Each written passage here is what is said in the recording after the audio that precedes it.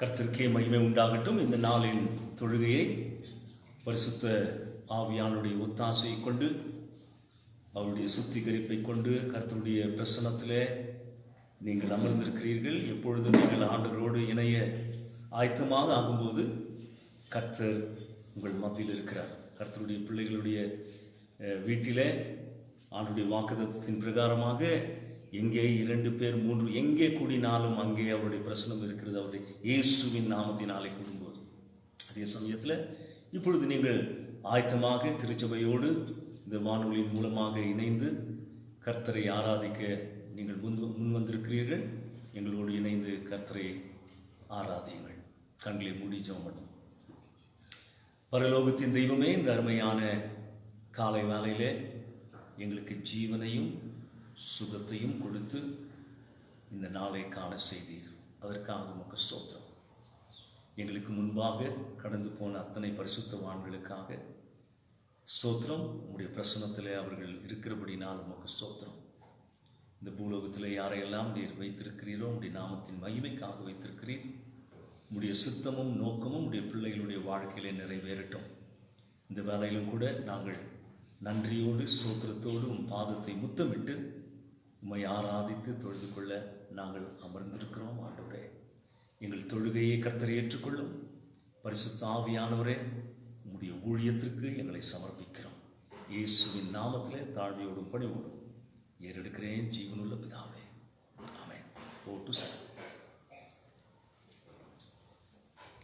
Praise the Lord. This morning I'm sure that everyone who've been watching online, you're prepared to worship the Lord. So let's sing. I've taken my harp down from the willow tree.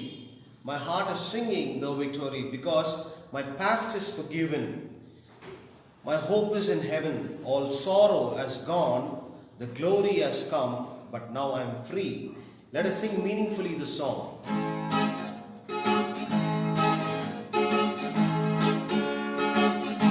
I've taken my heart down from the willow tree.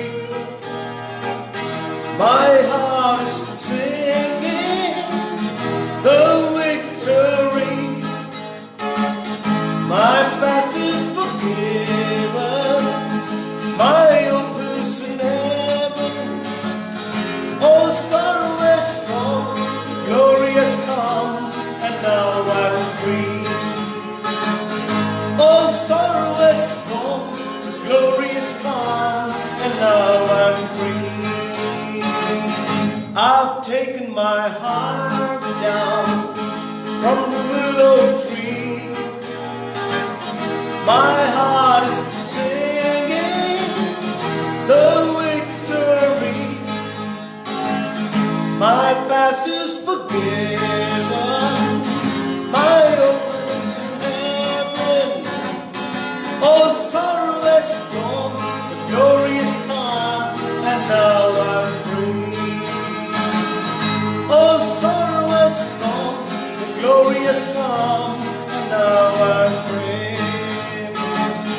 He is my everything, He is my all. He is my everything, both great and small. He gave His life for me, made everything new. He is my everything. Now how about you? Like honey in the rock, sweet honey in the rock. For He tastes like honey in the rock. Oh, taste and see that the Lord is good. For He tastes like honey in the rock. Oh, taste and see that the Lord is good. For He tastes like honey in the rock. For He tastes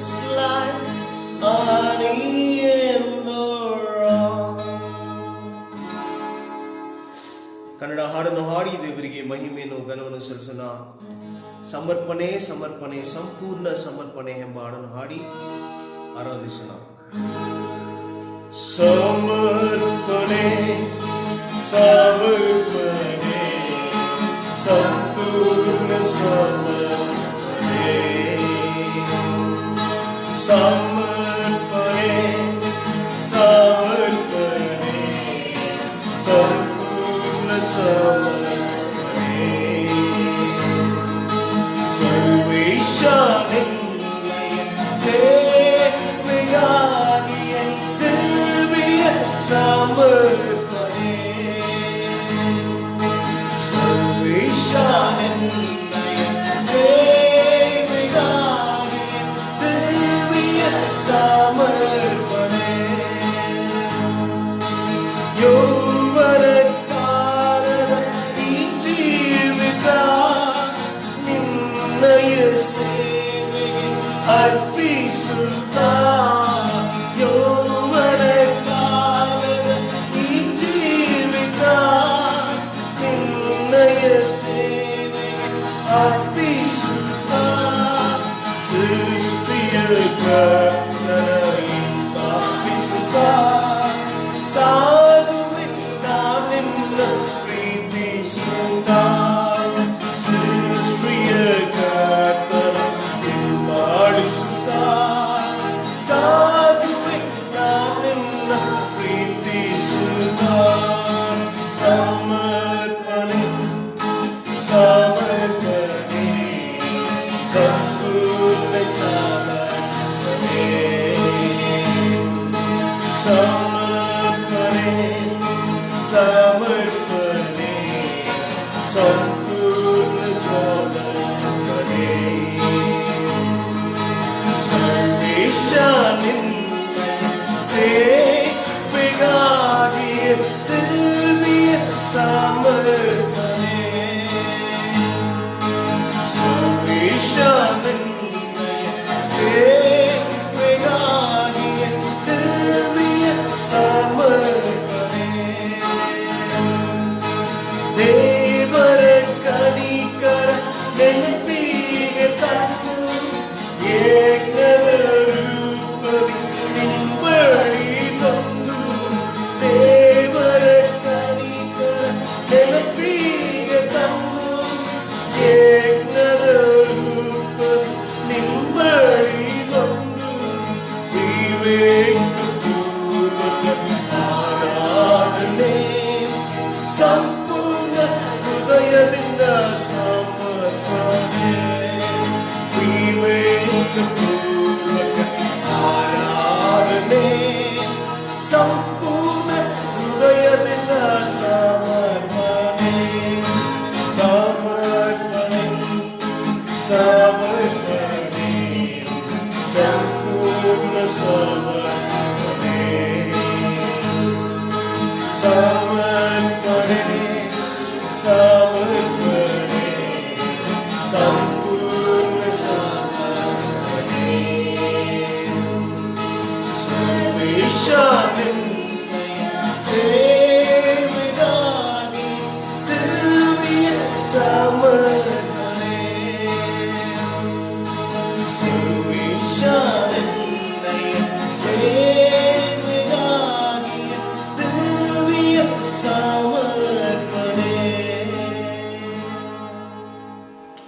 Tamil பாடலை பாடி கர்த்தரை ஆராதிப்போம். யூதாவின் ராஜசிங்கம் நீரே என்ற பாடலை பாடி கர்த்தரை யூதாவின் ராஜசிங்கம் நீரே அல்பாவும் மேகாவும் நீரே வல்லமை பேரன் ஞானம் மகிமையும் துதியையும் பெற்றுக்கொள்ள பாத்திர நீரே யூதாவின் ராஜசிங்கம் நீரே அல்பாவும் மேகாவும் நீரே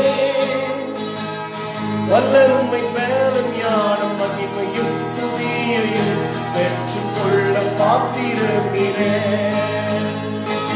பாவமானீரே எம்மை நீதியாக்கிற சாபமானீரே எங்கள் சாபம் போக்கிற காயமானீரே எங்கள் நோய்கள் தீர்த்திட, ஏழையானீரே எங்கள் ஏழ்மை நீக்கிட, பாவமானீரே எம்மை நீதியாக்கிட, சாபமானீரே எங்கள் சாபம் போக்கிட, காயமானீரே எங்கள் நோய்கள் தீர்த்திட, ஏழையானீரே எங்கள் ஏழ்மை நீக்கிட, நீரென்றும் எந்த நல்ல மீட்பர், என்னாலும் தாழ்ச்சி அடையேனே, அமர்ந்த தண்ணி பாசம் புல்வெளி என்னை வைக்கும் சுத்தம் காக்கும் நல்ல தேவனே, நீரென்றும் எந்த நல்ல மீட்பர், நாளெல்லாம் உன்னதத்திலேயும் அமர்ந்த தண்ணி பாசம் புல்வெளி என்னை வைக்கும் சுத்தம் காக்கும் நல்ல தேவனே, பகைகள் உண்டாக பந்தியாயத்தம் செய்தி, தலையில் என்னையார் அபிஷேகமும் செய்தி, ஜீவனாலெல்லாம் நன்மை தீமை பொருளுமே, கர்த்தர் வீட்டினில் நீடித்து வாழ்வே, பகைகள் உண்டாக பந்தியாயத்தம் செய்தி, தலையில் என்னையார் அபிஷேகமும் செய்தி, ஜீவனாலெல்லாம் நன்மை தீமை பொருளுமே, கர்த்தர் வீட்டிலே நீடித்து வாழுமே, யூதாவின் ராஜசிங்கம் நீரே, அல்பாவும் மேகாவும் நீரே, வல்லமை பெயரும் யாரும் மகிமையும் துதியையும் பெற்றுக் கொள்ள பாத்திர நீரே.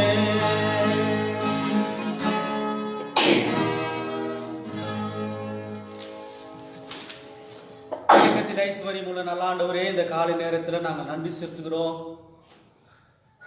உங்களுடைய பிரசனத்தில் கூடி ஆண்டவரே ஆவியில் நாங்கள் இணைந்து ஆங்காங்கே எங்களுடைய எல்லைகளில் இந்த நாளில் உண்மை தொழுது கொள்ள உண்மை ஆராதிக்க என் தேவன் எங்களுக்கு கொடுத்த ஆயுசு நாளுக்காக நாங்கள் நன்றி செலுத்துகிறோம். இந்த நாளில் ஆண்டவரே இந்த நேரத்தில் விசேஷமாய் நீர் எங்களோடு கூட இருந்து இம்மற்றுமாய் நீர் பலப்படுத்தின ஆண்டவர், இந்த நாளில் உம்முடைய வார்த்தை கொண்டு நீர் எங்களோடு கூட நீர் பேச போவதற்காக நாங்கள் நன்றி செலுத்துகிறோம். ஆண்டவரே உம்முடைய ஊழியக்காரரை கொண்டு நீர் ஆண்டவரே எங்கள் ஒவ்வொருவரோடும் கூட நீர் பேச போவதற்காக நாங்கள் நன்றி செலுத்துகிறோம். உடைய வார்த்தையின்படி ஆண்டவரே நீர் தொடர்ந்து எங்களை நடத்த போவதற்காக கூட நாங்கள் நன்றி. ஆண்டவரே இதை கேட்டுக்கொண்டிருக்கக்கூடிய ஒவ்வொரு பிள்ளைகளின் இருதயத்தில் உடைய வார்த்தையாகப்பட்டது கடந்து சென்று ஆண்டவரே தொடர்ந்து கனி கொடுக்கக்கூடிய மக்களாய் நீர் எங்களை வாழ வைக்க போவதற்காக கூட நாங்கள் நன்றி செலுத்துகிறோம். இந்த நேரத்தை ஆண்டவரே உங்களுடைய பாதத்தில் நாங்கள் சமர்ப்பிக்கிறோம். நீரே வழி நடத்துங்க, காத்துக்கொள்ளுங்க. எல்லா துதி கனமையுமெல்லாம் ஒருவருக்கு செலுத்தி இயேசுவின் மூலம் வேண்டுகிறேன் எங்கள் ஜீவனுள்ள நல்ல ஆண்டவரே, ஆமென். கர்த்தருடைய வார்த்தையை நாம் கேட்போம். Let's listen to God's word. தொடர்ந்து இது மூன்றாவது பகுதி, இந்த செய்தியின் பகுதியை நாம் தொடர்ந்து கேட்க இருக்கிறோம். We continue to listen part 3 of this message. எபேசியருக்கு எழுதின புஸ்தகம் 2வது அதிகாரம் Book of Ephesians chapter 2. 8 10 வசனங்கள் முடிய நான் மீண்டும் உங்களுக்காக வாசிக்க விரும்புகிறேன். I would like to read from verse 8 to 10 once again. கிருபையினாலே விசுவாசத்தை கொண்டு ரட்சிக்கப்பட்டீர்கள். இது உங்களால் உண்டானதல்ல, இது தேவனுடைய ஈவு. ஒருவரும் பெருமை பாராட்டாதபடிக்கு இது கிரியைகளினால் உண்டானதல்ல. ஏனெனில் நற்கிரியைகளை செய்கிறதற்கு நாம் கிறிஸ்து இயேசுக்குள் சிருஷ்டிக்கப்பட்டு தேவனுடைய செய்கையாயிருக்கிறோம். அவைகளில் நாம் நடக்கும்படி அவர் முன்னதாக அவைகளை ஆயத்தம் பண்ணியிருக்கிறார். For by grace you have been saved through faith, and not of yourselves. It is the gift of God, not of works, lest anyone should boast. For we are his workmanship, created in Christ Jesus for good works, which God prepared beforehand that we should walk in them. இந்த வசனங்களிலே நாம் வாசித்த வார்த்தைகளை பார்க்கும்போது when we listen to these words that we have read in this verse, ஒன்று கிருபை என்ற வார்த்தையை பார்த்தோம்.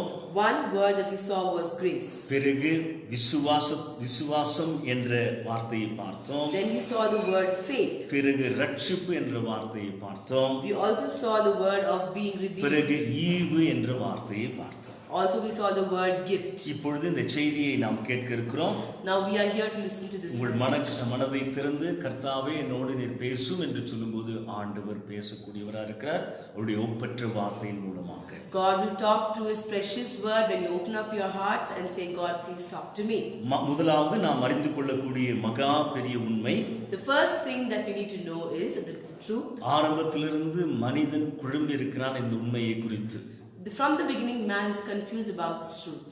எப்பொழுது மனிதன் தவறி விழுந்து போனானோ பாவத்திலே, when man fell into sin, அப்போ அந்த சனத்திலிருந்து from that moment onwards, மனித குலமானது இன்றைக்கு வரைக்கும் still today mankind எப்படியாவது ஆண்டவரிடத்திலே இணைக்க அவரை அணுக அவன் கடவுளை அணுகத்தக்கதாக எத்தனையோ பிரயாசங்களை பட்டுக் கொண்டிருக்கிறான். He is continuing to struggle to reach God through many ways. அது சுயமாக அவன் பிரயாசப்படுகிறான். He is trying it on his own, on himself. வேதவசனம் தெளிவாக சொல்கிறது, மனிதன் முழுமையாக அவன் பாவம் உள்ளவனாக, வேதவசனம் ரோமர்களை வாசிக்கிறோம், எல்லாரும் பாவம் செய்து தேவனுடைய மகிமை அற்றவர்களானார்கள் என்று சொல்கிறது. God's word very clearly says all have sinned and fall short of the glory of God. அதனாலே அந்த பரிசுத்த தெய்வத்தை மனிதன் சொந்த முயற்சினாலே சொந்த பலத்தினாலே அவனே எழும்பி ஆண்டவரிடத்திலே சேர முடியாது. So man cannot reach God on his own efforts and his strength. அந்த முயற்சி தான் இத்தனை மதங்களுக்கும் காரணம். That effort is the reason of all these religions. மனிதன் தெய்வத்தை அணுக அவன் சுயமாக முயற்சி செய்ததினுடைய விளைவுதான் இத்தனை மதங்கள் தோன்றினது என்று நாம் பார்க்கிறோம். Because man was trying to reach God and his efforts, so many religions have come up. That's what we see. அதனாலே கடவுளிடத்திலே நாம் அணுகுவதற்கு சேர்வதற்கு ரெண்டு வழிகளை இந்த பூலோகத்திலே மக்கள் உபயோகப்படுத்தப்படுகிறதை பார்க்கிறோம். We see people using two ways to reach God on this world. ஒன்று, மனிதன் first thing, man தன்னுடைய சொந்த புத்தியினாலே, in his own knowledge, சொந்த பலத்தினாலே, his own strength, சொந்த முயற்சியினாலே, his own efforts, சொந்த கற்பனையினாலே, his own imagination, தன் வழியிலே தெய்வத்தை அணுக முயற்சிக்கிறார். he is trying to reach God in his own way. அது ஒரு வழி. That's one way. Another way, இன்னொரு வழி என்ன என்று பார்க்கும்போது, what's the other way?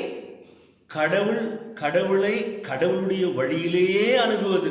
To reach God in God's way. அப்போ ரெண்டு வழிகள் உண்டு. There are two ways. ஒன்று, மனித வழியிலே கடவுளை அணுக முயற்சிக்கிற ஒரு வழி.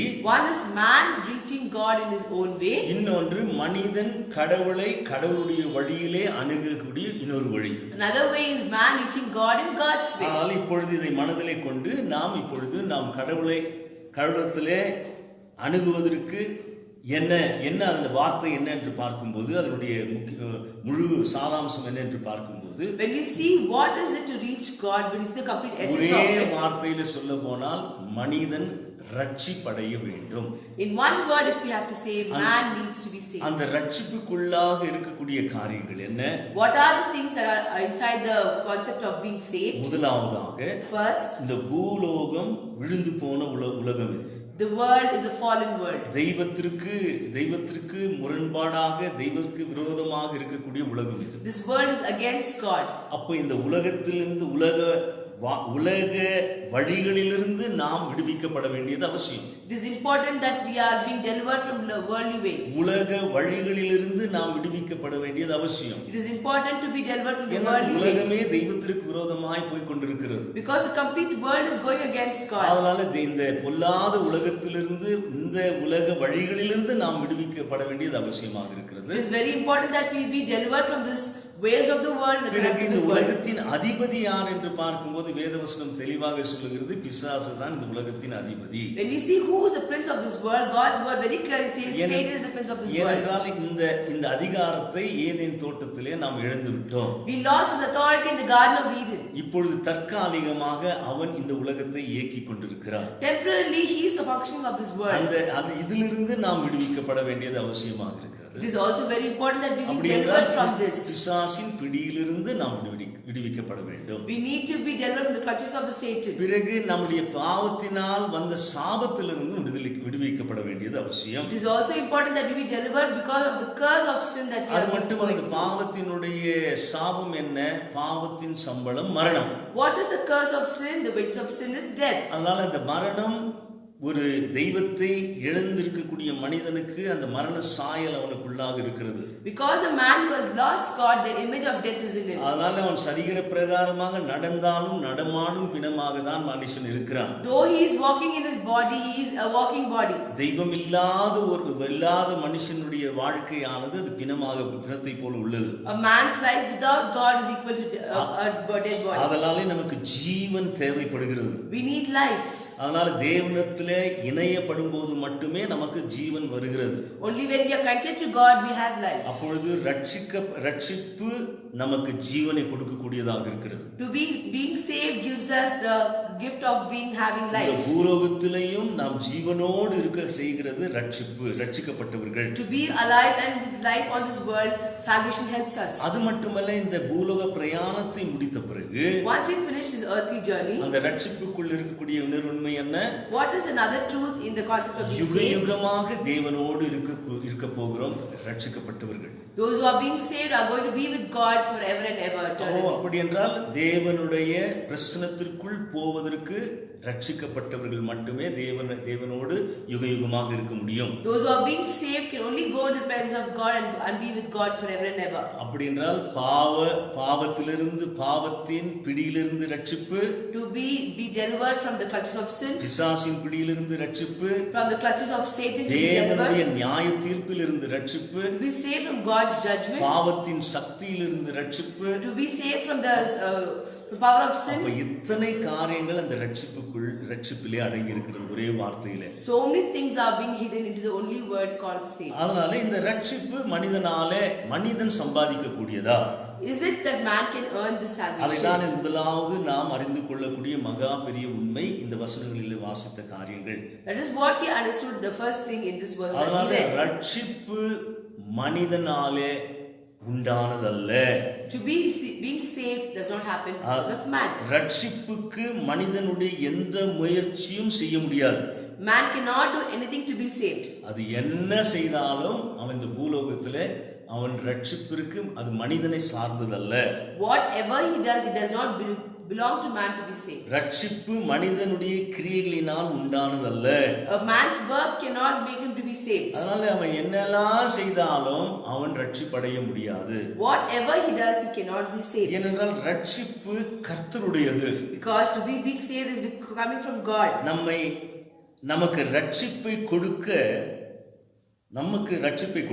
to give us salvation, தன்னையே பலியாக இரத்த கிரயம் கொடுத்து சம்பாதித்தார் நம்முடைய ஆண்டவர். Our God gave himself up and paid the penalty of blood. அதனாலே ரட்சிப்பு தேவனால் உண்டானது.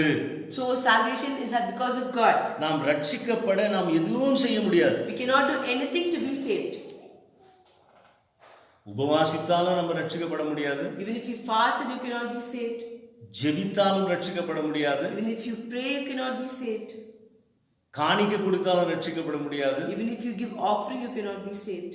அப்படியால் ரட்சிப்பு எப்படி என்பதை நாம் பார்க்க போகிறோம். We are going to see how this be saved. ரட்சிப்புக்காக to be saved, இயேசுவானவர் சிலுவையில் செய்து முடித்ததை, what Jesus did and finished on the cross, அதை நம்புவதின் மூலமாக நாம் ரட்சிக்கப்படுகிறோம். when we believe on it, we are being saved. அதனால இயேசுவானவர் நம்முடைய ரட்சிப்புக்கு சிலுவையிலே அவர் செய்து முடித்த காரியத்தை நாம் நம்பும்போது நாம் ரட்சிக்கப்படுகிறோம். When we completely believe what Jesus did on the cross, we are being saved. அதை தான் தெளிவாக அது அந்த வசனங்கள் யோவான் 3:16 வாசிக்கிறோம். That's what we read very clearly in John 3:16. தேவன் தம்முடைய ஒரே பேரான குமாரனை விசுவாசிக்கிறவன். அப்படி என்றால் கடவுளை தெய்வம் என்று கடவுளை நம்புவது காட்டிலும் Only believing God as Jesus as a God, அவர் சிருஷ்டி கடவுள் என்பதை நம்புவதை காட்டிலும், not only believing him as a creator God, ஏனென்றால் அவர் சிருஷ்டி கடவுள் என்று யாருக்கும் தெரியும்? who knows that he is a creator God?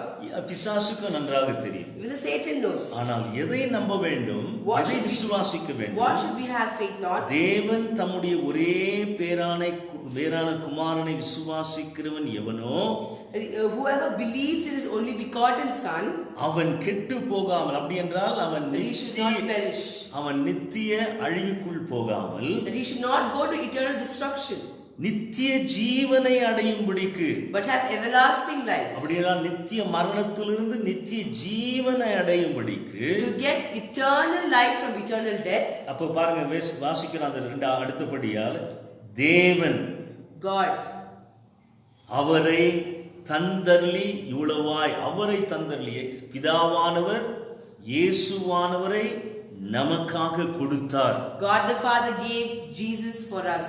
எதுக்காக கொடுத்தார்? For what did he give? நம்மை தண்டிப்பதற்கு பதிலாக, instead of we being punished, ஆண்டவர் அந்த தண்டனையை ஏற்றுக்கொண்டார். God took up that punishment. நம்முடைய பாவத்திற்கு பலியை செலுத்தினார். He made the sacrifice for our sins. அதனால ரட்சிப்புக்காக இயேசுவானவர் சிலுவையில் செய்து முடித்ததை நம்புவதன் மூலமாக நாம் ரட்சிக்கப்படுகிறோம். For what God Jesus did on the cross of Calvary, we are being saved. பிறகு கிருபை என்ற வார்த்தையை பார்த்தோம். Then we saw the word grace. பாருங்க, கிருபையினாலே ரட்சிக்கப்பட்டீர்கள், விசுவாசத்தை கொண்டு ரட்சிக்கப்பட்டீர்கள் என்று நாம் வாசித்தோம். We read before, by grace you have been saved through faith. கிருபை என்று சொல்லும்போது, when we say grace, ஒரு மனுஷன் தன் செயலினால் சம்பாதிக்க முடியாத இரக்கத்தை பெறுவது. A man who has earned the mercy that he cannot earn by his works. அவர்மா கிருபையானது, grace means, ஒரு மனிதன் சம்பாதித்தது அல்ல. it is not what a man has earned. அங்க வேதவசனம் சொல்லுகிறது, God's word very clearly says, இது தேவனுடைய ஈவு என்று சொல்லுகிறது. it says the gift of God. அப்படி என்றால் இது ஈவாக தேவனாலே நமக்கு கொடுக்கப்பட்டது. It is being given by God as a gift to us. ரட்சிப்பு நம்மிடத்திலிருந்து உண்டானதல்ல, To be being saved not from us. தேவனாலே உண்டானது. Salvation happens from God. ரட்சிப்பு கிருபையினால் உண்டானது. It is by grace. அப்படி என்றால் இந்த ரட்சிப்பை பெறுவதற்கு நாம் தகுதி அல்ல. We are not worthy to receive that நாம் எந்த முயற்சி salvation. செய்தாலும் ஒரு மனிதன் தானாய் அந்த ரட்சிப்படைய முடியாது. Whatever efforts we do, a man cannot get his own salvation. அதனால ரட்சிப்பு கிருபையினால் உண்டானது. To be being saved happens by grace. பிறகு வாசிக்கிறோம், Then we read, நற்கிரியை செய்ய கொடுக்கப்பட்டது. Then we read to do good works that's been given. ரட்சிப்படைய அல்ல, not to be being saved. ரட்சிக்கப்பட்ட பின்பு ரட்சிப்பின் கனி கொடுக்க, after being saved, to give the fruit of salvation. நாம் அழைக்கப்பட்டிருக்கிறோம். We are being called for that. பாருங்க, அதை இங்க வாசிக்கிறோம். We read it here. கிருபையினாலே விசுவாசத்தை கொண்டு ரட்சிக்கப்பட்டீர்கள். For by grace you have been saved through faith. நான் சொல்ல ஆண்டவருடைய வசனம் சொல்லுது. I am not telling you, God's word says. கிருபையினாலே நீங்கள் விசுவாசத்தை கொண்டுதான் ரட்சிக்கப்பட்டீர்கள். For by grace you have been saved only through faith. இது உங்களால் உண்டானதல்ல. It's not of yourselves. இந்த ரட்சிப்பு மனிதனால் உண்டானதல்ல. This salvation does not happen because of man. இந்த வசனம் பிறகு என்ன சொல்கிறது? அப்ப ரட்சிப்பு தேவனுடைய ஈவு. To be being saved is a gift of God. Salvation is a gift of God. அதனாலே ரட்சிப்பு நமக்கு ஈவு. இன்னொரு வார்த்தை என்ன? What is another word of gift? அன்பளிப்பு. It is a present.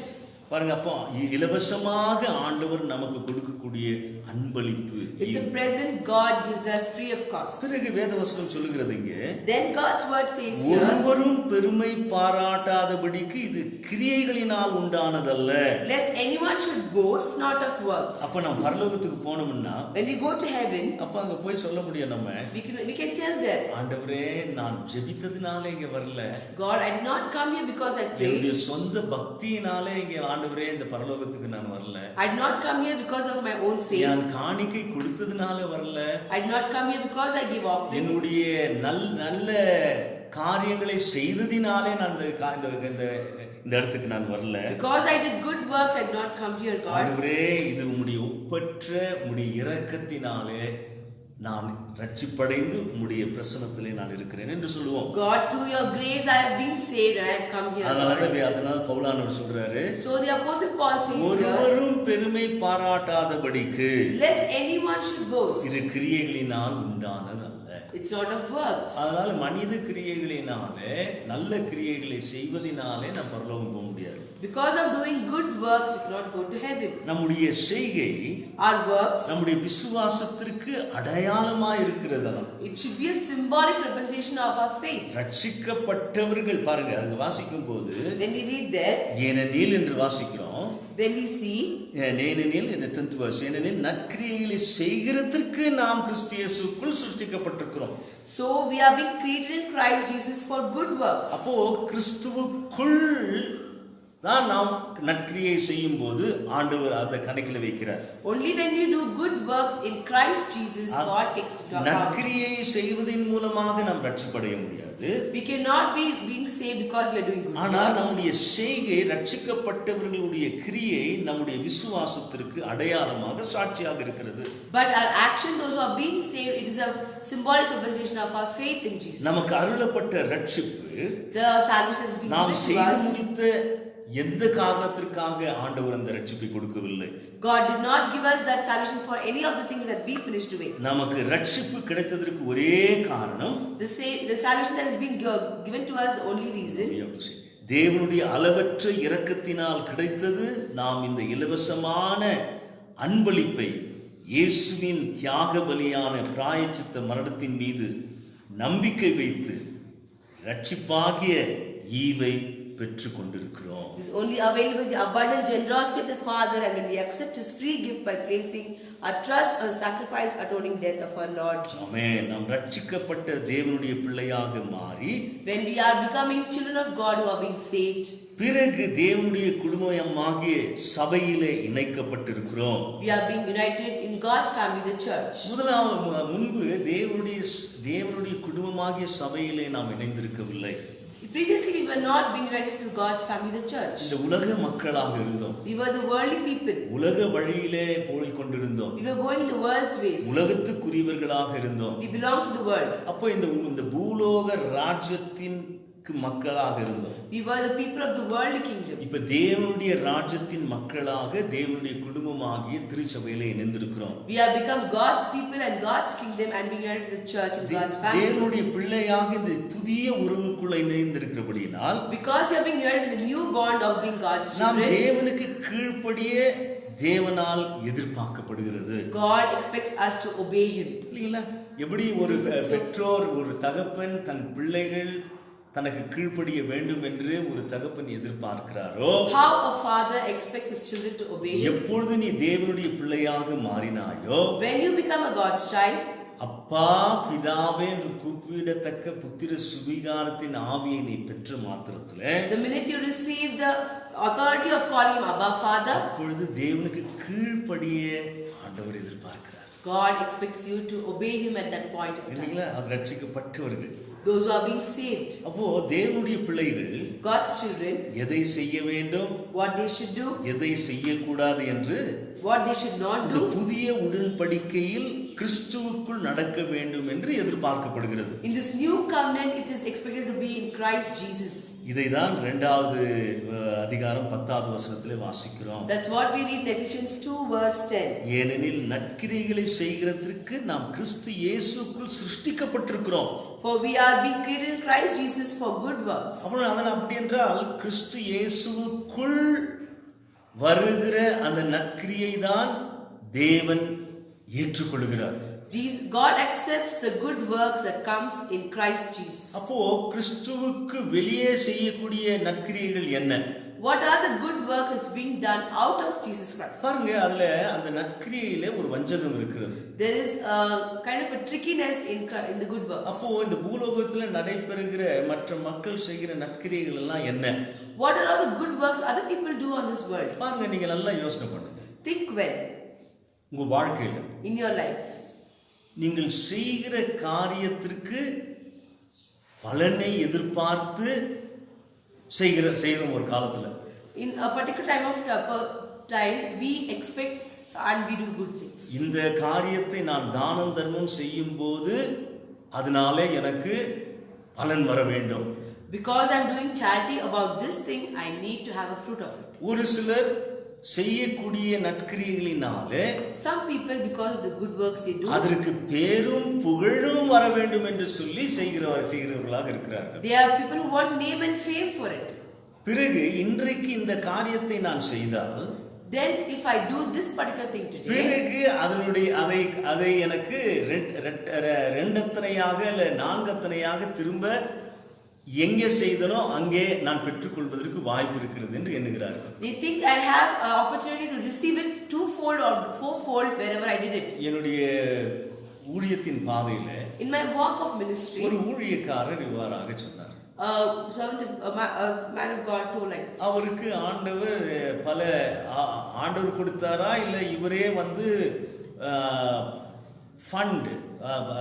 ஃபண்டை திரட்டக்கூடிய சாமர்த்தியத்தினாலே அவரிடத்திலே பணங்கள் நிறைய வந்ததா தெரியவில்லை. I do not know whether God gave him or whether he was able to raise funds about பாருங்க, his own இந்த account. பூலோகத்தின் ஐஸ்வர்யம் ரெண்டு இடத்துல இருந்து வரலாம்.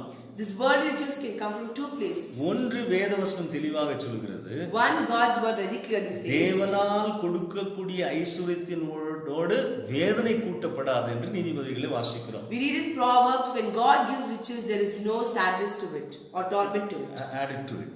Sadness will not add it to Be it. added to it. ஆனால் இந்த பூலோகத்தில் பிசாசானவனும் ஐஸ்வர்யத்தை கொடுக்க முடியும். Even Satan can give you riches on this world. அப்ப ஐஸ்வர்யத்தை தவறான விதத்திலும் ஐஸ்வர்யத்தை பெற்றுக்கொள்ள முடியும். We can receive riches even in the wrong way. அதே சமயத்தில் தெய்வத்தாலே ஐஸ்வர்யத்தையும் பெற்றுக்கொள்ள முடியும். Even by God we can receive riches. ஆனால் ஒரு மனுஷனுக்கு ஆண்டவர் ஐஸ்வர்யத்தை கொடுக்கும்போது அதனோடு கூட வேதனையை கூட்ட மாட்டார். When God gives a man riches, he does not add torment to it. அதை நீதிமொழிகளின் புத்தகத்திலே அதை வாசிக்கிறோம். We read that in the book of Proverbs. இந்த மனுஷனிடத்திலே வரக்கூடிய பணம், the money that comes to this man, சுயமாக சொந்த ஞானத்தினாலே சொந்த முயற்சினாலே அவரிடத்திலே பணம் வந்து கொண்டிருக்கிறதா இல்ல தேவன் கொடுக்கிறார் என்று தெரியவில்லை. I do not know whether it's coming to him through his own knowledge and effort or whether God is giving him. அப்போ நான் அவர்கிட்ட வரக்கூடிய பணத்தை ரொம்ப தாராளமா அவர் செலவு பண்ணுவார்.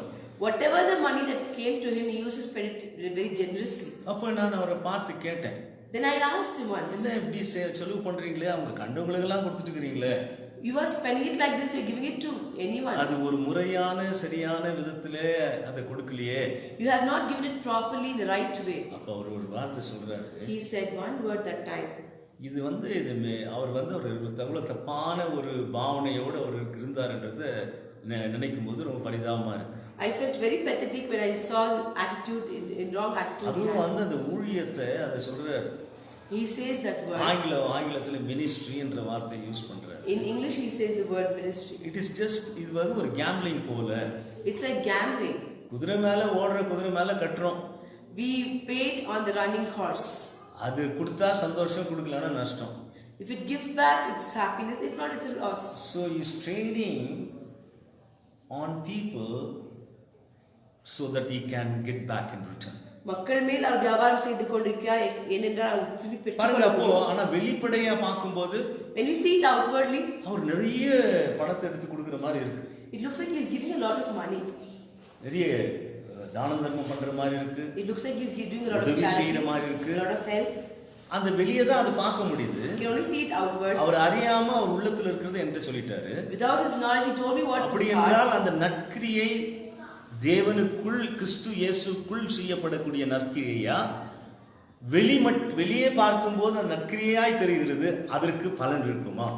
Whether that good work is being done in Christ Jesus or when we see it outside, is it a good work? அதற்கு சரியான உதாரணம் ஆரம்பத்திலே ரெண்டு சகோதரர்களுடைய உதாரணம் உங்களுக்கு தெரியும், காணிக்கை செலுத்துவது. You know about two brothers who offered offering. In the beginning of the human history. மனித வரலாறில் இரண்டு மனிதர்கள். ஒன்று காயின், இன்னொன்று ஆபேல். One was Cain and the other was Abel. காயினும் செலுத்தினான், Even Cain gave his offering. ஆபேலும் செலுத்தினான். Abel also gave. ஆனால் யாருடைய காணிக்கையை ஆண்டவர் ஏற்றுக்கொண்டார்? Whose offering was accepted? ஆபேலுடைய காணிக்கையை ஏற்றுக்கொண்டார். Abel's offering was accepted. அது விசுவாசத்தினால் உண்டான கொடுக்கப்பட்ட காணிக்கை. It was offering of faith. ஆண்டவர் எப்படி சொன்னாரோ அப்படி ஆபேல் தெய்வத்தை அணுகினதினால அந்த காணிக்கையை ஆண்டவர் ஏற்றுக்கொண்டார். How God told him the same way Abel did, so God accepted his offering. பாருங்க, காயினுடைய காணிக்கையை ஆண்டவர் ஏற்றுக்கொள்ளவில்லை. God did not accept Cain's offering. அப்ப இந்த பூலோகத்துல ரெண்டு விதமான நற்கிரியைகள் உண்டு. On this world there are two types of good works. ஒன்று கிறிஸ்துவுக்குள் சுயநலம் இல்லாமல், எதிர்பார்ப்பு இல்லாமல், இரக்கத்தோடு ஆண்டவருடைய நாமத்தினாலே செய்யக்கூடிய நற்கிரியைகள் தேவனுடைய கணக்கிலே உண்டு.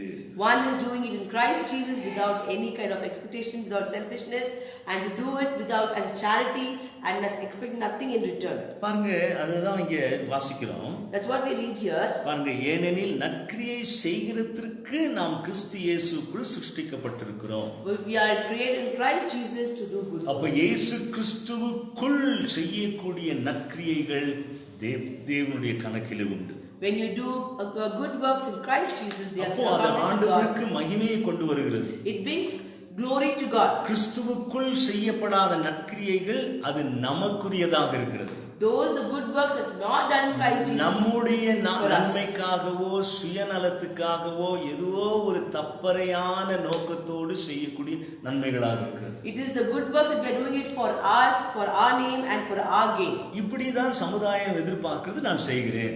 That's what the society expects. So மனிதத்திலே புகழுக்காக செய்யக்கூடிய நன்மைகள், good works that you do in man for fame. நம்முடைய சக மனிதர்கள் அவர்களுடைய அன்பை பெற்றுக்கொள்ள நாம் கட்டாயத்தோடு செய்யக்கூடிய நல்ல கிரியைகளாக இருக்கிறது. To receive their love, we are being forcibly doing some good. அது தேவனாலே ஊந்தப்பட்டு செய்யப்பட்ட நற்கிரியைகள் அல்ல. It's not the good works that's being initiated by God. அந்த உண்மையை இங்கே வாசிக்கிறோம். That's the truth we read here.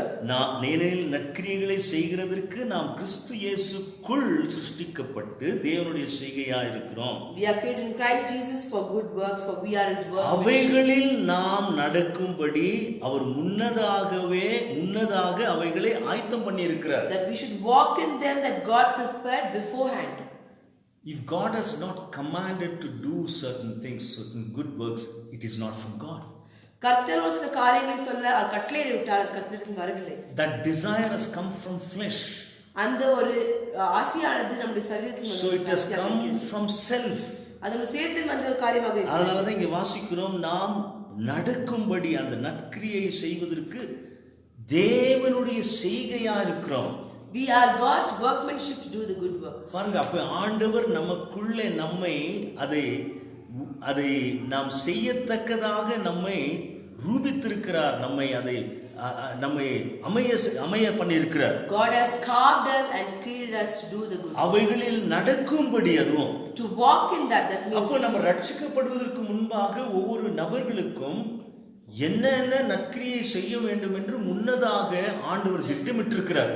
God has made a plan even way ahead before being saved. What are all the good works that we do? அதனால கர்த்தருடைய பிள்ளைகளாகிய நீங்கள், God's children who we are, இன்னொரு விசுவாசிங்க அவங்க அதெல்லாம் செய்யறாங்களே, என்னால செய்ய முடியல நினைக்காதீங்க.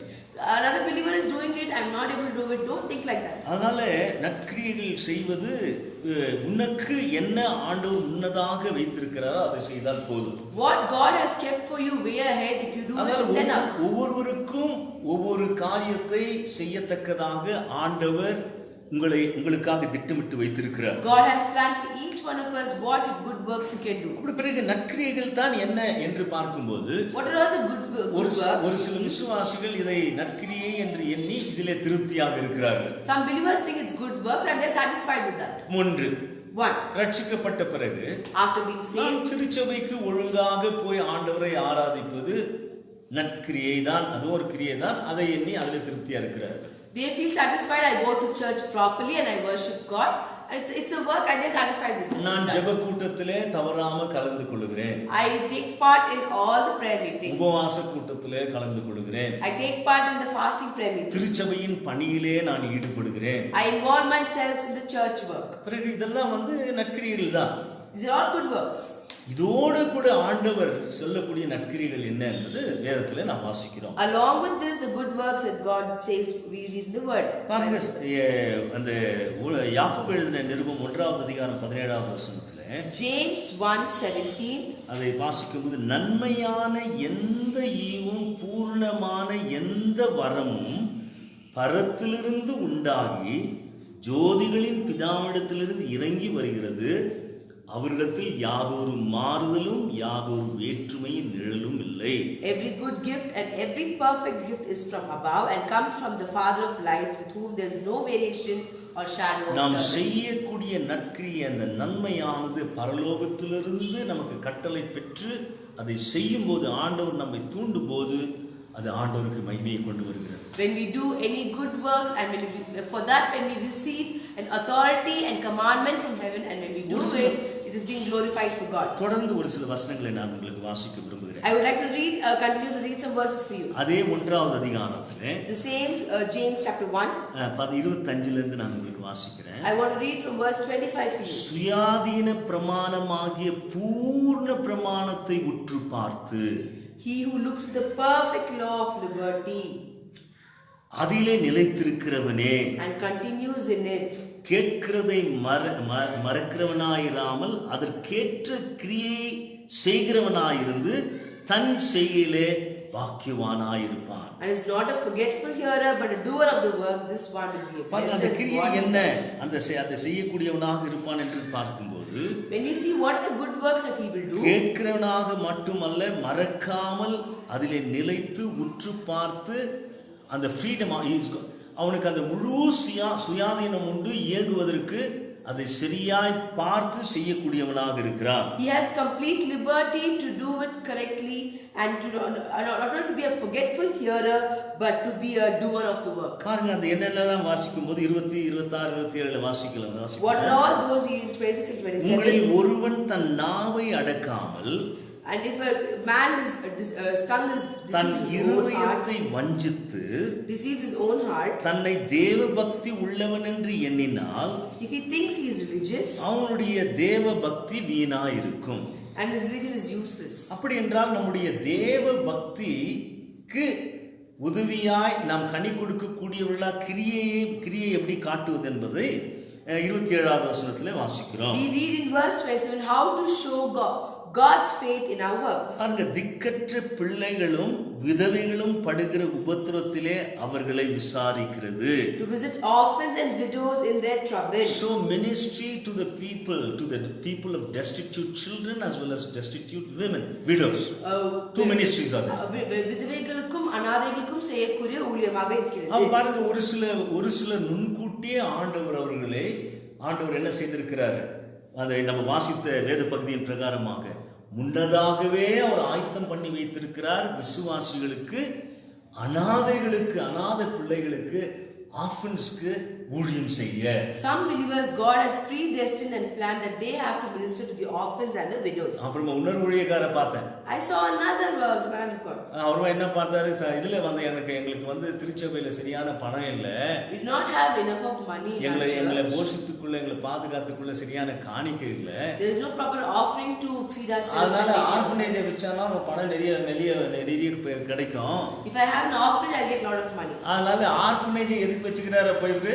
Why is he having an orphanage? அவர் வாழ்வதற்கு, அவர் இயங்குவதற்கு ஆர்ஃபனேஜை தொடுக்கிறார். For him to live and for him to function, he is having. அனாதைகள் மேல் இருக்கக்கூடிய இரக்கத்தினாலும் ஆண்டவர் சொல்லக்கூடிய நன்மையை கருதி செய்யக்கூடியவர்கள் அல்ல. Not a person who has the grace and mercy on the orphans and what God wants us to do. பாத்தீங்களா, ஆர்ஃபனேஜ் வச்சிருக்கிறாங்க நம்ம பார்க்கிறோம்.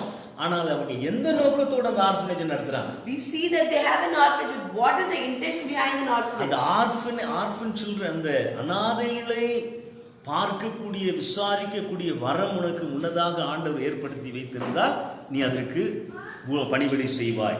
If God has given you that gift of being, doing in orphanage, then you will be blessed. பாருங்க, ஒரு சிலர் Some people, விதவைகளுக்காக, for widows, destitute, எந்த ஆதரவு இல்லாத பெண்களுக்காக, the women who do not have any support, அவங்களுக்கு அவங்கள் மத்தியிலே ஊழியம் செய்ய அழைக்கப்பட்ட மக்களை நாம் பார்க்கிறோம். we see people who are being called to do ministry among them. அதில் உதாரணமாக ரமாபாய் முக்தி மிஷன் அவர்கள் இப்பேற்பட்ட மக்களிடத்திலே அவர்கள் ஊழியம் செய்தார்கள். We see Ramabai Mukti Mission who worked among widows. பாருங்க, நம்ம Mother Teresa, Mother Teresa also. அவங்க எப்படி ஊழியம் பண்ணாங்க? How did she minister? யாரும் தொடக்கூடாத, செய்யக்கூடாத ஒரு ஊழியத்தை செய்தார்கள் குஷ்டரோகிகள் மத்தியிலே. Those who will not touch, she did a ministry among the lepers. இந்த நற்கிரியை செய்வதற்கு முன்னதாக ஆண்டவர் ஆயத்தம் பண்ணி வைத்திருக்கிறார். To do this good works, God has predestined and made us. அதனால இப்பேற்பட்ட மக்கள் உலகத்தால் கரைப்படாதபடிக்கு தன்னை காத்துக் கொள்ளுகிறதுமே என்றார். So these kind of people to safeguard themselves. உலகத்தால் கரைப்படாதபடிக்கு தன்னை பார்த்து கொண்டு செய்யக்கூடிய ஊழியங்கள் இது. And to be pure and defiled religion before God. அப்படி செய்யும்போது பாருங்க, அப்போ இந்த உலக வழக்கம் என்ன? What is the practice of this world? உலகத்திலே பார்க்கக்கூடிய நன்மைகள், வெளிப்படையாக பார்க்கக்கூடிய நற்கிரியைகளை பார்க்கும்போது, when you see the outwardly good works, லாபம் கருதி சுயநலத்தோடு செய்யக்கூடிய நன்மைகள், it is a selfish and a profitable good works. ஆனால் இப்பேற்பட்ட வரத்தோடு, தேவனுடைய அழைப்போடு, தேவனுடைய கட்டளையோடு செய்யக்கூடிய நற்கிரியைகள், but with doing this kind of gift and God's calling and God's commandment, வேதவசனம் சொல்கிறது, பிதாவாகிய தேவனுக்கு முன்பாக மாசில்லாத சுத்தமான பக்தியாக இருக்கிறது. God's word says pure and defiled religion before God and the Father. இன்னும் ஒரு சில எப்படி செய்யலாம்ன்றதை நாம் பார்ப்போம். We'll read some of us how to do it. கர்த்தருடைய பிள்ளைகள் எவ்வாறாக நற்கிரியை செய்வது, how to do good works. God's அதே 2வது அதிகாரம் யாக்கோபு 2:13 வாசிக்கும் போது, James chapter 2 verse 13, ஏனென்றால் இரக்கம் செய்கிறவனுக்கு இரக்கம் செய்யாதவனுக்கு இரக்கமில்லாத நியாய தீர்ப்பு கிடைக்கும். for judgment is without mercy to the one who has shown no mercy. நியாய தீர்ப்புக்கு முன்பாக இரக்கம் மேன்மை பாராட்டும். Mercy triumphs over பாருங்க, judgment. இரக்கமில்லாமல் செய்யக்கூடியவர்கள் சிலர், Those who have no mercy and doing good வெளிய works. நற்கிரியைகள் எல்லாம் சுயநலத்திற்காக, All the good works outside is all selfish. எல்லா சமூக பணியும், வெளியே காணப்படக்கூடிய அத்தனை சமூக பணிகளும் சுயநல நோக்கத்தோடு செய்கிறவர்கள், All society good works that we see is all selfish. லாபத்துக்காக For செய்கிறவர்கள். profit. இந்த விதவைகளும் அனாதைகளையும் ஏழைகளையும் வைத்து அவர்கள் வியாபாரம் செய்கிறார்கள். They are doing a business with these poor and orphan people and all these destitute people. பிறகு வேதவசனத்தை வாசிக்கும் போது, Then we read God's word. யாக்கோபு எவ்வாறாக சொல்கிறார்? James says like this. 2வது அதிகாரம் 14வது வசனத்திலே, Verse 2, chapter 2 verse 14. என் சகோதரரே, My brethren, ஒருவன் தனக்கு விசுவாசம் உண்டென்று சொல்லியும் கிரியைகளில் இல்லாதவனானால் அவனுக்கு பிரயோஜனம் என்ன? if someone says he has faith but does not have works, what does it profit? அந்த விசுவாசம் அவனை ரட்சிக்குமா? Can faith save him? பிறகு Then, ஒரு சகோதரனாவது, if a brother, ஒரு சகோதரியாவது வஸ்திரம் இல்லாமலும் அனுதின ஆகாரம் இல்லாமல் இருக்கும்போது, if a brother or a sister is naked and destitute of daily food, அப்போ கர்த்தருடைய பிள்ளைகள், God's children, ரட்சிக்கப்பட்டவர்கள், those who are being saved, தேவனுடைய குடும்பத்தில் இருக்கக்கூடிய எந்த சபையை சேர்ந்தவர்களானாலும் சரி, who are in the family of God and belong to any church, எந்த திருச்சபையை சேர்ந்தவர்களாக இருந்தாலும் சரி, if you belong to any church, ஒரு சகோதரனையோ ஒரு சகோதரியோ, if you are a brother or sister, அவர்களுக்கு வஸ்திரம் இல்லை, if they are naked, அவர்களுக்கு ஆகாரம் இல்லை என்று நீர் பார்க்கும்போது, if you see they do not have the daily food, அவர்களுக்கு வஸ்திரத்தை கொடுப்பதும் ஆகாரத்தை கொடுப்பதும் உனக்கும் எனக்கும் என் மேலும் விழுந்த கடமையாக இருக்கிறது. to give them daily food and to cover their nakedness is a bound responsibility. அது நம்முடைய பலத்திலே நாம் செய்ய ஆண்டவர் எதிர்பார்க்கிறார். God expects us to do it in our strength. உங்களில் ஒருவன் அவர்களை நோக்கி, If one of you looks at them and நீங்கள் says, சமாதானத்தோடு போங்கள், குளிர் காய்ந்து பசியாருங்கள் என்று சொல்லியும் depart in peace and be warm and filled, சரீரத்திற்கு வேண்டியவைகளை அவர்களுக்கு கொடாவிட்டால் பிரயோஜனம் என்ன? but do not give them the things which are needed for the body, what does it profit? ஆண்டவரும் அப்படி செய்தாரா? Did God do like that? 5000 பேரை போஷித்தார். வெறும் ஆண்டவருடைய வார்த்தையை மட்டும் பிரசங்கம் பண்ணி அனுப்பிச்சிட்டாரா? Did he just give the word and message and preach them and send away? He அவர்கள் fed பசியை 5,000 ஆண்டவர் people. ஆற்றினார். He quenched their அதே hunger. போல நம்மாலே அத்தனை ஆயிரமான மக்களுக்கு போஷிக்க முடியாமல் போனார். Though we cannot feed thousands, ஆண்டவர் உங்களிடத்துல என்ன கொடுத்திருக்கிறார், whatever God has given you, என்ன செய்ய ஆண்டவர் சொல்லுகிறார், whatever God tells you to do, அதை செய்தால் ஆண்டவர் மையப்படுவார். if you do that, God will be glorified. அப்படியே விசுவாசமும் கிரியைகள் இல்லாதிருந்தால் தன்னில் தானே செத்ததா இருக்கும் என்று வாசிக்கிறோம். Thus also faith by itself, it does not have work, is dead. பாருங்க, அப்ப கிரியை இல்லாத விசுவாசம் செத்தது.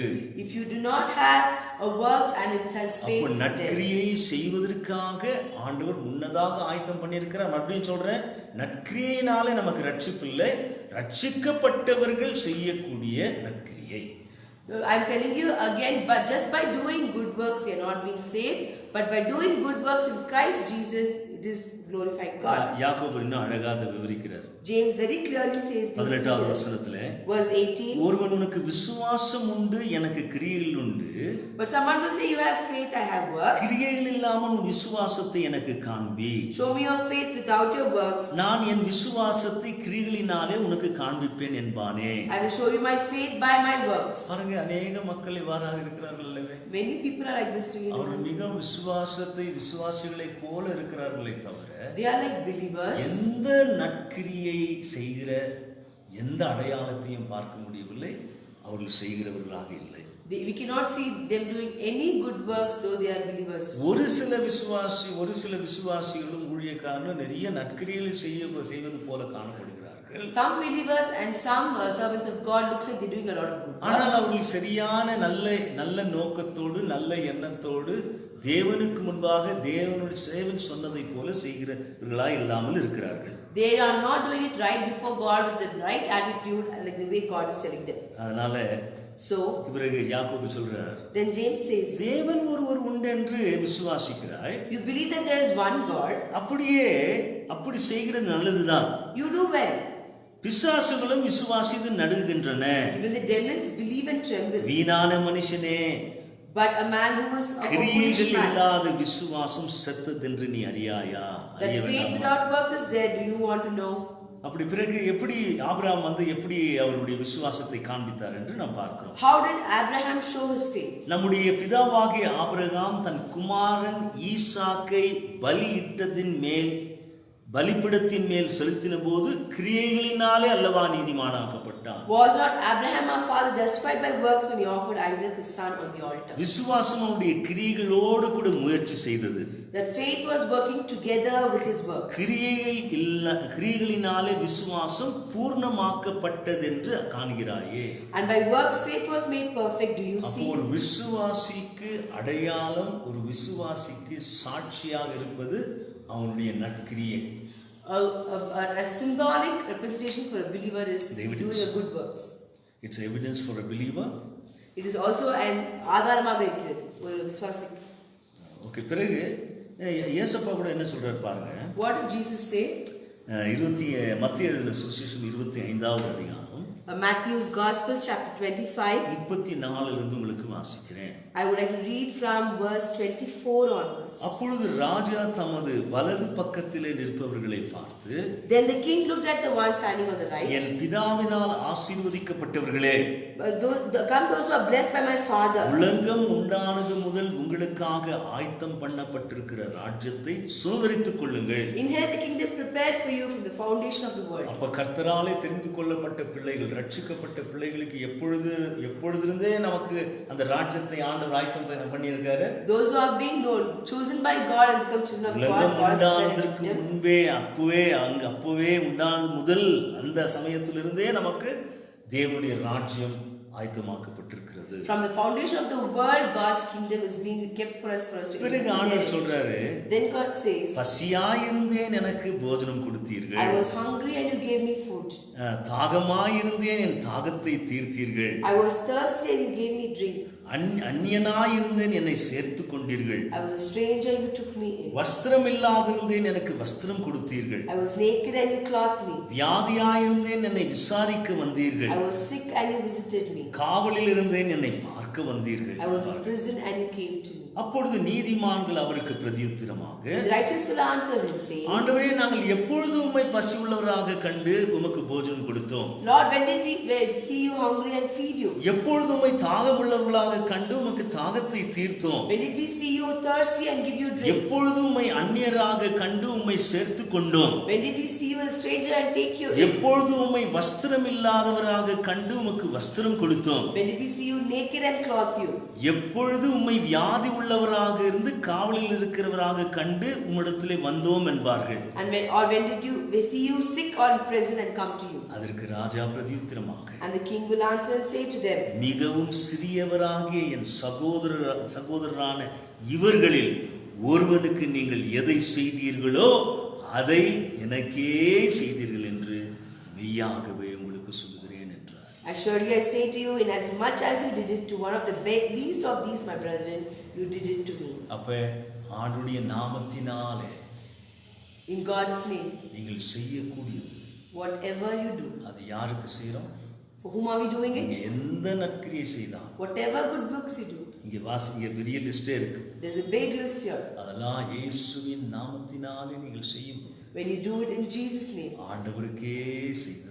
it is for doing it for God. அதான் ஆண்டவர் சொன்னார், ஒரு கலசம் தண்ணீர் If you give a glass of N water, நாமத்தினாலே கொடுக்கும்போது when you give it in my name, அது கணக்கில் இருக்கும். it is in account. அதனால நாம் நற்கிரியை செய்வதற்காக So for doing good works, சிருஷ்டிக்கப்பட்டிருக்கிறோம். we are being created. ஏனெனில் நற்கிரியை செய்கிறதற்கு நாம் கிறிஸ்து இயேசுக்குள் சிருஷ்டிக்கப்பட்டு We are being created in Christ Jesus to do good works. தேவனுடைய செய்கையா இருக்கிறோம். We are His workmanship. அவைகளில் நாம் நடக்கும்படி When we have to walk in our that, முன்னதாகவே அவைகளை ஆயத்தம் பண்ணியிருக்கிறார். He has predestined and planned us பாருங்க, to அதனால be right.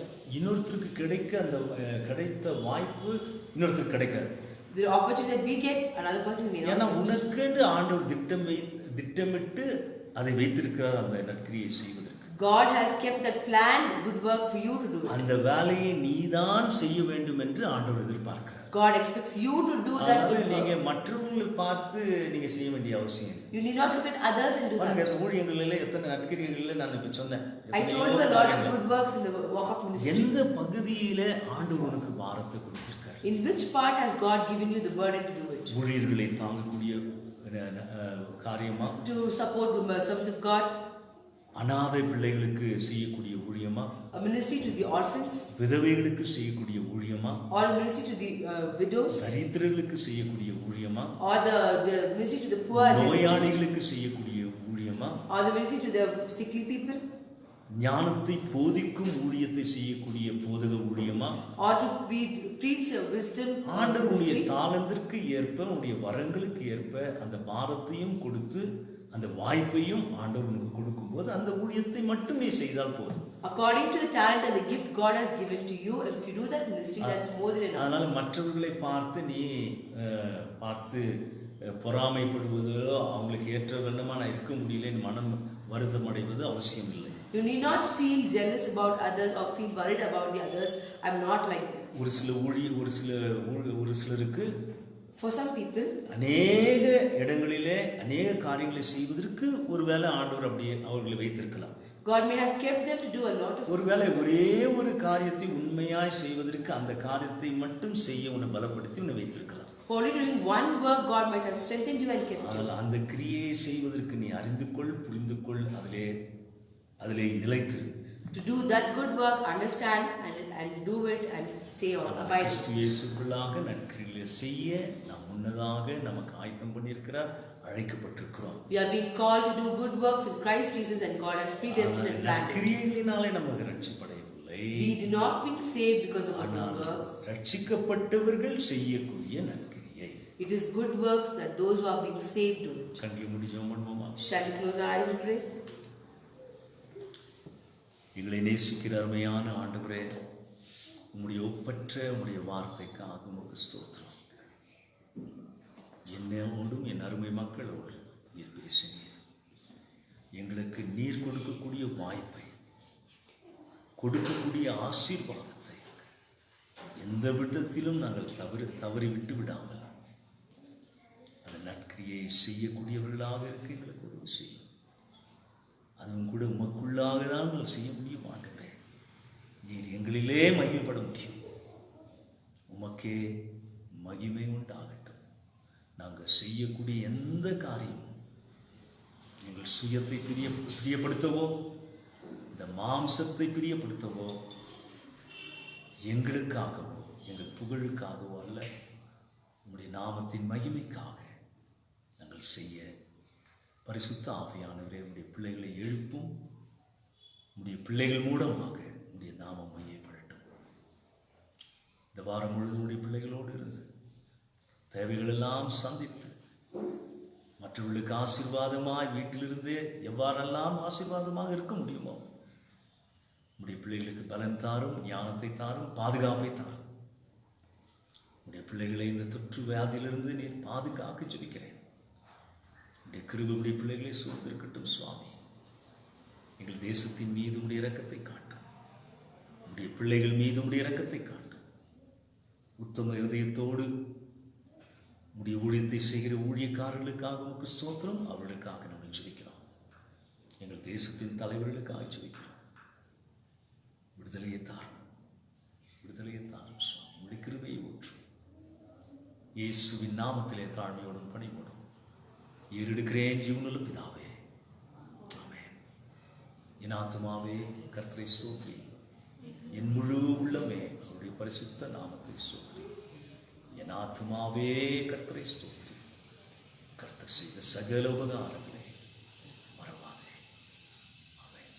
நமது கர்த்தராகிய இயேசு கிறிஸ்துவின் கிருபையும் பிதாவாகிய தேவனுடைய அன்பும் பரிசுத்த தேவ ஆவியானுடைய அந்யோன்ய ஐக்கியம், ஆசீர்வாதம், விடுதலை நம் அனைவரோடும் கூட இன்றும் என்றும் சதா காலம்